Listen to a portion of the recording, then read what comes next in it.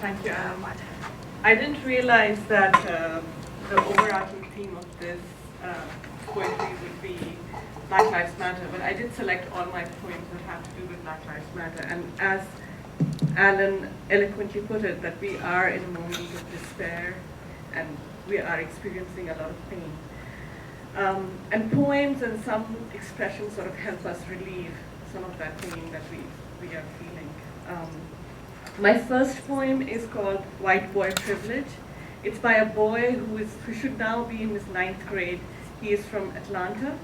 And I thought that it isn't very highbrow, but it's from the heart, so I wanted to read this poem. So it goes, Dear women, I am sorry. Dear black people, I am sorry.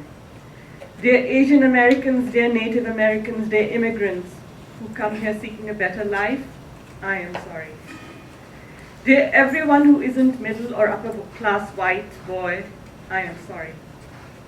I've started a life in the top of the ladder while you were born on the first rung. I say now that I would change places with you in an instant, but if given the opportunity, would I? Probably not. Because to be honest, being privileged is awesome.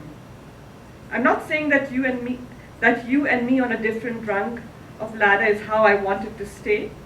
I'm not saying that any part of me has for a moment even liked it that way. I'm just saying that I fucking love being privileged, that I'm not ready to give that away. I love it because I can say fucking, and not one of you will attribute it to the fact that everyone with my skin color has a dirty mouth. I love it because I don't have to spend an hour every morning putting on makeup to meet other people's standards. I love it because I can worry about what kind of food is on my plate instead of whether or not there will be food on my plate. I love it because when I see a police officer, I see someone who's on my side. To be honest, I'm scared of what it would be like if I wasn't on the top rung, if the tables were turned and I didn't have my white boy privilege safety blanket to protect me. If I lived a life lit by what I lack, not what I have. If I lived a life in which when I failed, the world would say to me, told you so. If I lived a life that you live. When I was born, I had a success story already written for me. You were given a pen, but no paper. I've always felt that that's unfair, but I've never dared to speak up because I have been too scared. Well, now I realize there's enough blanket to be shared. Everyone should have the privileges I have. In fact, they should be rights instead. Everyone's story should be written, so all that they have to do is get it read.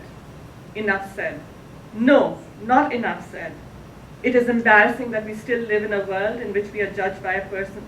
We judge a person's character by the size of their paycheck, the color of their skin, or the type of chromosome they have. It is embarrassing that we tell our kids that it is not their personality, but instead those same chromosomes that get to dictate what color clothes they wear and how short their hair must be cut. But most of all, it is embarrassing that we deny this, that we claim to live in an equal country and an equal world. We say that women can vote. Well, guess what? They can run a country, own a company, and throw a nasty curveball as well. We just don't give them the chance to. I know it wasn't us 8th grade white boys who created this system, but we profit from it every day. We don't notice these privileges though, because they don't come in the form of things we gain, but rather the lack of injustices that we endure. Because of my gender, I can watch any sport on TV and feel like that could be me one day. Because of my race, I can eat at a fancy restaurant without the wait staff expecting me to steal the silverware. Thanks to my parents' salary, I go to a school that brings my dreams closer instead of pushing them away. Dear white boys, I'm not sorry. I don't care if you think that feminists are taking over the world, that Black Lives Matter movement has gotten a little too strong, because that's bullshit. I get that change can be scary, but equality should not be. Hey white boys, it's time to act like a woman, to be strong and make a difference. It's time to let go of that fear. It's time to take the ladder and turn it into a bridge.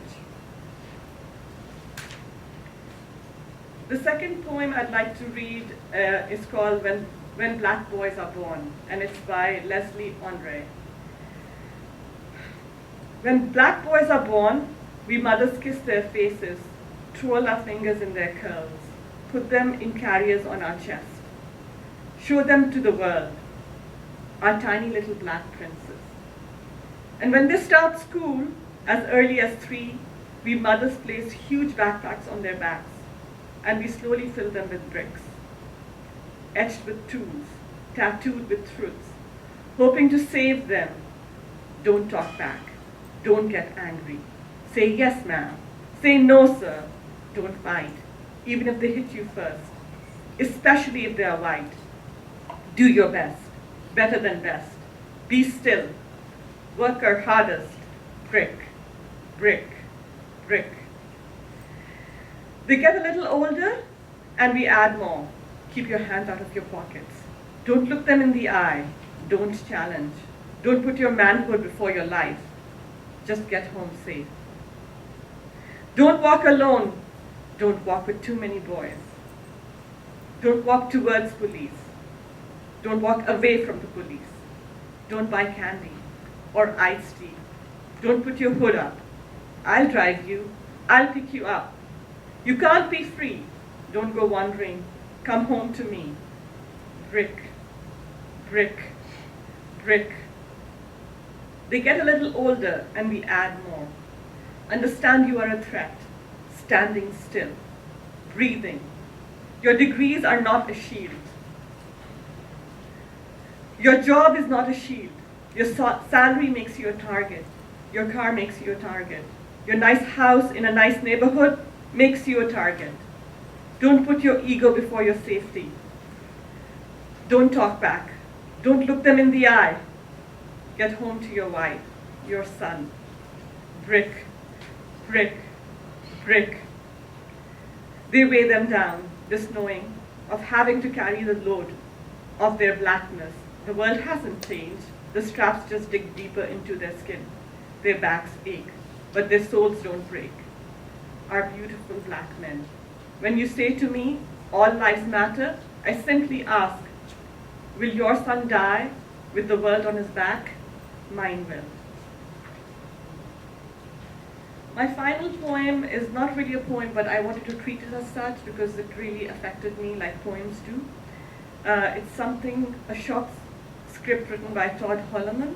It says, we say Black Lives Matter. He says all lives matter. We say all. He says all. We say Syrian refugees. He says, well, we say LGBTQ lives. He says, the Bible says. We say unarmed black men. He says, should have complied. We say poor people on food stamps or some form of assistance. He says, I'm not subsidizing laziness. We say people of different religion faiths than yours or no religious faith. He says, there's only one true. We say, here. He says, what's this? We say, it's a dictionary. Before you say all lives matter, again, look up the word all. It's towards the front. Thank you.